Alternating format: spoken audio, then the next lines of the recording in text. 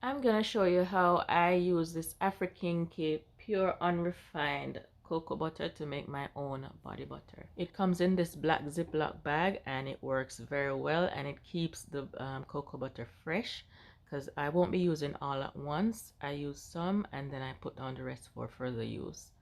Alright, so I'm just using my stove to heat my water, and I'm just gonna do like a water bath.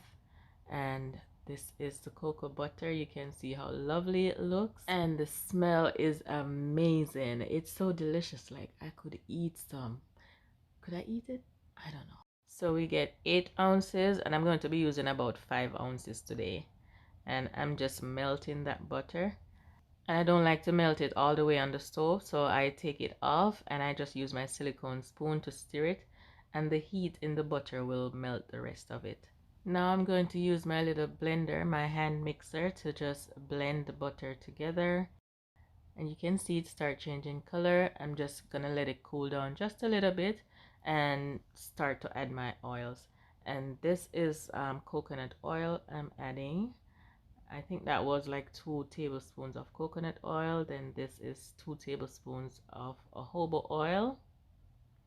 And this is vitamin E. I added a few drops of argan oil and 1 tablespoon of olive oil. And I'm just blending everything together. After I was done blending, I poured my oil into a silicone mold. I placed it in the refrigerator until it solidified, and then I just took some of them out and used my blender again to whip it all together. And this is how I get it to be nice and creamy and fluffy. And that way I can use some now and have some for next week if I should run out. I love to make it fresh, even though I like to mix up my oils together. I keep the rest in the fridge until I'm ready to use it. And this makes my skin feel so nice. And my hair, I also use it in my hair.